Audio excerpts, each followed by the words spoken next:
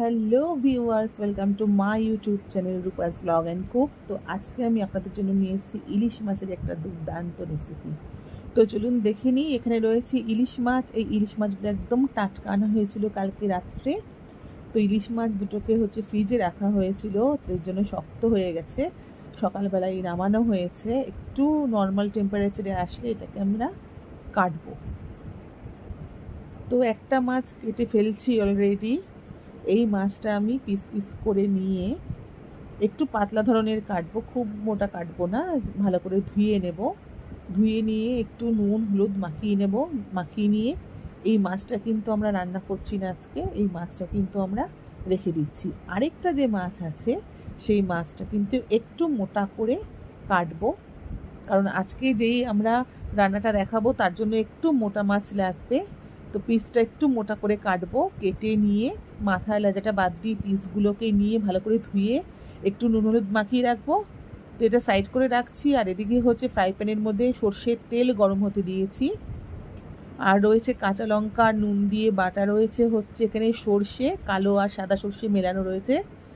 তো ওটাকে আমি ছেঁকে নিয়েছি। আর এইখানে কালো জিরে আর কাঁচা লঙ্কা কিন্তু বেশ কয়টা দিয়ে ফোড়নে দিয়ে দিলাম তেলটার মধ্যে, তাহলে কিন্তু খুব ভালো একটা সেন্ট বেরোবে। ইলিশ মাছ মানেই কাঁচা লঙ্কা কালো জিরে, দারুণ একটা ব্যাপার। আর এর মধ্যে দিয়ে দিচ্ছি হলুদ গুঁড়ো, লঙ্কার গুঁড়ো আর প্রয়োজন অনুসারে নুন। নুন কিন্তু আমি অলরেডি আর আগে দিয়ে দিয়েছি সর্ষে বাটাটার মধ্যে, তো আপনারা বুঝে দেবেন। আর এই নুন হলুদ আর শুকনো লঙ্কার গুঁড়ো তেলটার মধ্যে যখন দিয়ে দেবো, একটু ভাজা ভাজা হয়ে গেলে জল দিয়ে দেবো। জলটা ফুটতে দেবো, ফুটে গেলে তারপর কাঁচা মাছগুলো কিন্তু এর মধ্যে দিয়ে দেবো। দিয়ে একটা সাইড দেবো, তারপর কিন্তু আস্তে করে উল্টে দেবো, কারণ ইলিশ মাছ হতে কিন্তু বেশি টাইম নেয় না। 2-3 মিনিটের মধ্যে কিন্তু খুব ভালো মতন রান্না হয়ে যায় ইলিশ মাছ। তো একটা সাইড হয়ে গেলে আমি আরেকটা সাইড উল্টে দেবো এইভাবে। আমার কিন্তু খুন্তিটা ঠিকঠাক করে নেওয়া হয়নি, যার জন্য কিন্তু আমি ঠিকঠাক করে উল্টাতে পারছি না। খুব নরম এই মাছ, সাইড দিয়ে হালকা করে কিন্তু ভেঙে যাচ্ছে।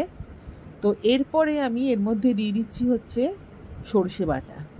তারপর দিয়ে দিচ্ছি 1 চামচ সর্ষের তেল আর 5-6 দানা চিনি, জাস্ট টেস্টটা কিন্তু এটা ব্যালেন্স করার জন্য। সেমভাবে কিন্তু একটা পিঠ সর্ষের যখন মাখানো হয়ে যাবে তারপর কিন্তু আরেকটা পিঠ উল্টে দেবো। খুব সাবধানে উল্টাতে হবে। তো এইভাবে কিন্তু মাছটা কুক করব। মাছটা কিন্তু প্রায় হয়ে এসছে। এবার কয়েকটা কাঁচা লঙ্কা এর মধ্যে দিয়ে দেবো, কারণ কাঁচা লঙ্কার কিন্তু একটা টেস্ট দরকার এই মাছটার মধ্যে, তার জন্য ঢাকা লাগিয়ে দেবো। আর এই দেখুন, একদম তৈরি হয়ে গেছে সর্ষে ইলিশ। এরমভাবে করবেন আপনারা, খুব টেস্ট হবে মাছটা, খেতে খুব ভালো লাগবে। কেমন লাগলো জানাবেন।